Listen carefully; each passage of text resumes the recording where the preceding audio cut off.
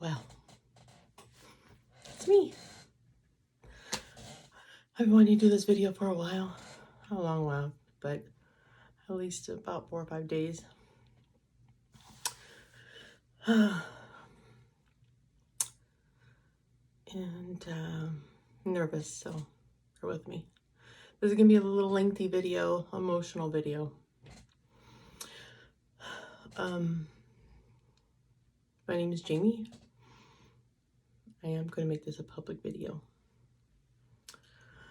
I want to discuss and tell you guys about my struggle the last 5 years with depression. And how I've come out of it. Yes. 2015 was a extremely difficult year for me. Was extremely mentally unstable, very suicidal, completely checked out from reality. Was hospitalized twice.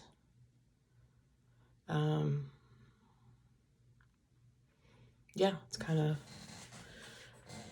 where it started. I've struggled with depression my entire life. I realize, or I find that as I've gotten older, my depression has gotten worse. And these last 5 years have proven it. This is the longest I've gone with spurts of depression, maybe a week, 2 weeks, get on medication, stop. I mean, it's been a cycle. But this is the longest time I've ever been depressed. And it's not been consistently. I would go, have some good times, fall back into the hole again. I call it the black hole. Good times, back in the hole. And of course, anybody who knows that struggles with mental illness, you keep that smile on your face no matter what you do. You do. I'm okay. Yeah, I'm good. You do that a lot. But yeah, 2015, it was the darkest time. And I know that time has affected me so much, especially struggling all these years with my depression has affected my memory so bad. I didn't know what it was at first. I just noticed that in the last couple of years, I've noticed, damn, my memory's gotten bad. It's gotten bad. And it got so bad that I went and got tested to see if I had like any dementia or just anything coming up. And they said, no, it wasn't. But I knew there was something there. I knew that I was losing my memory. I didn't remember anything. I don't remember anything on my kids. I'm slowly getting it back. Thank God I'm slowly getting it back. But I'm still struggling with issue memory of my children being young. I pretty much don't remember a lot of that, unfortunately.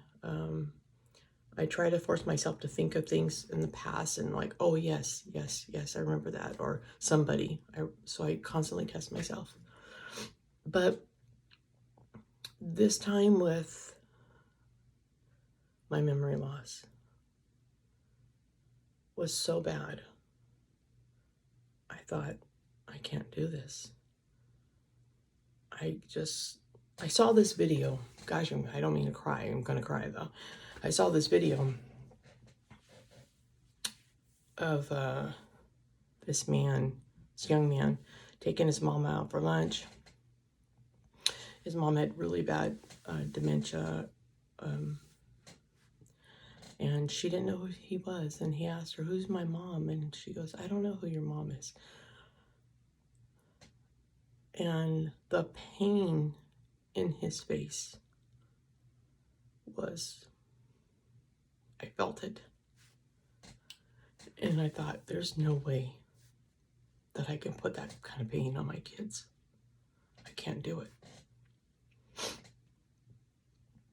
I can't imagine my children looking across me and me saying, I don't know who you are. So I wouldn't let that happen. And that's how bad my brain was. And I thought, I can't do that. And I have to do something about it.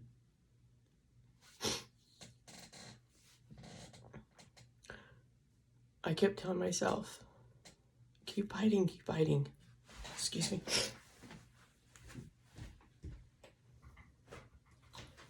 Keep fighting, keep fighting. The memory will come back, the memory will come back. But if it didn't, I had to do something about it. And I thought, I still drove around Fresno. I always did. I didn't tell my husband this though. I would do map everywhere I'd go because I was afraid I would get lost.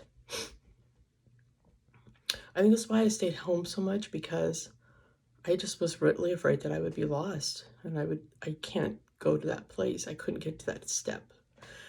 I told myself that if for some reason I got lost in Fresno driving, that I know that I was at a point that I couldn't come back mentally. My brain was already kind of checked out. And I told myself that if I got to that point, that I would have to do something. And I would definitely talk about taking my life. I couldn't let my brain just take me like that and just let my family struggle watching me not be their mother and not let my husband see me as me. So I planned to take my life. I did. Many times. Just because my mind was just so checked out. I think what started changing in my recovery was my grandson was born. I remember seeing him for the first time and just thinking, oh my gosh, I gotta get better. I have to get better for him. And then my granddaughter, I have to get better for them both. I remember coming home after and just being, after meeting him, coming home back to the hole. I stayed in the hole for a while again. And I think when my son was deployed and my daughter-in-law asked me, they had asked, they needed help with the baby. And they asked me if he can come stay with me. I think then I remember being so bad before he came. I was just so checked out. But the moment they asked me, can you help me with the baby? I was like, I gotta get up. I have to get up. I have to go. I have to help take care of him. And I remember just being so excited that he was coming. And I made myself get up every day. I made myself take care of him, and I enjoyed every minute of it, every second. It was the best thing. He left again, back in the hole. I finally said, I gotta do something about this. I went and saw my doctor. I was off medication at this point. I was kind of tired of it, been on it for so many years. I just needed a break from it. Went back on medication. I was smoking cannabis and medication. The medication started working. My grandkids started working, helping me. I just started like, I gotta do this. I gotta fight. I gotta get out of this hole. I've been in this hole for so long. And I think that's what makes me even more sad, is that when you're in a hole, in a black hole, and you want to get out. You want to get out so bad. But there's just this darkness that just pulls you. So when people say, I try to get out, trust me, they're trying. But to finally climb out of that black hole is just so difficult at times. And then when you think about taking your life, it just adds to it. That's what breaks my heart, is that I was depressed for so long, and it was just the longest time for me ever to deal with it at one time.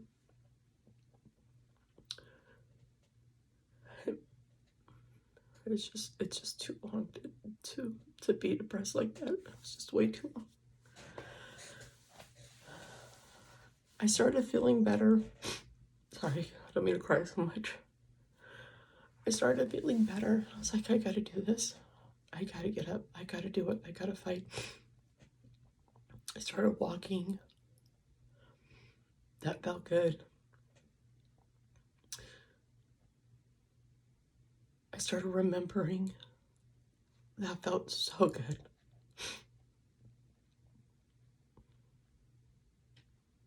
I thought, I gotta get out. I gotta do this. I can do it. I can do it. Excuse me. Remembering was feeling so good. Sometimes a song would come on, Bernard would play it. I'd be like, oh my gosh, it's this. And he'd be like, how do you remember that? I don't know. My memory, it was just felt so good that it was coming back, and I remembered things. And like Tanner would call me and say, you remember this? And I'd be like, yes, or sometimes no. But losing my memory has been so difficult, along with the depression. But the memory issue it's scary, because I don't want to be that 70-year-old person that doesn't remember a damn thing in her life, and they don't know me and I don't know them. I won't do it. I won't.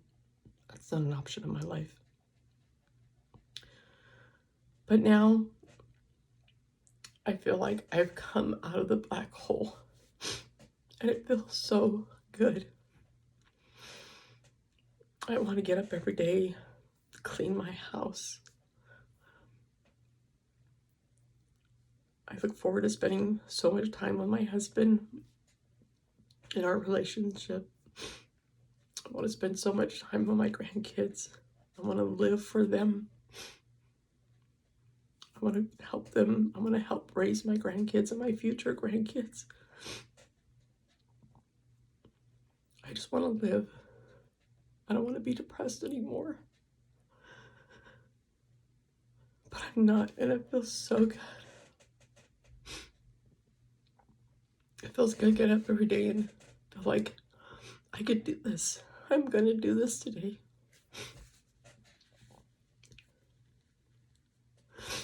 So, when you see somebody and you know somebody and they're in that black hole, help them. Help them get out of that hole, because it's so hard to get out of it. It's so hard. For that person sitting in that black hole, you can get out. You can get out of it. Fight. Fight hard to get out of that black hole.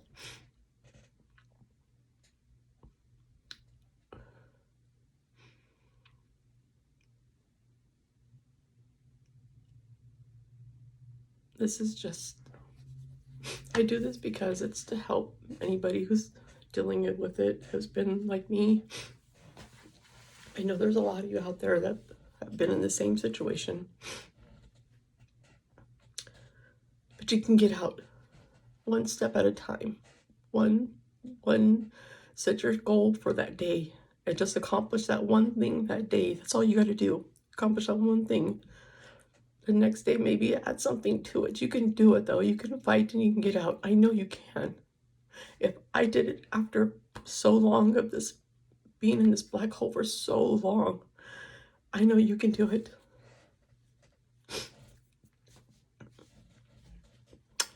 Thank you. I didn't mean to cry so much in this, but I knew it was going to be emotional. I'm Jamie. I'm a happy, proud mother. I'm a very extremely blessed grandmother. And I'm going to keep fighting. I still have a long ways to go in my illness. It's a full-time job. The depression's under control. The anxiety's, it's kind of like I'm used to it now. It's not so bad. The cannabis does help a lot with the anxiety. Although my doctor would disagree that I shouldn't have cannabis and pills, but it works for me. Not everybody. But you can do it. One step. You can do it. One step, one step, one step. God bless.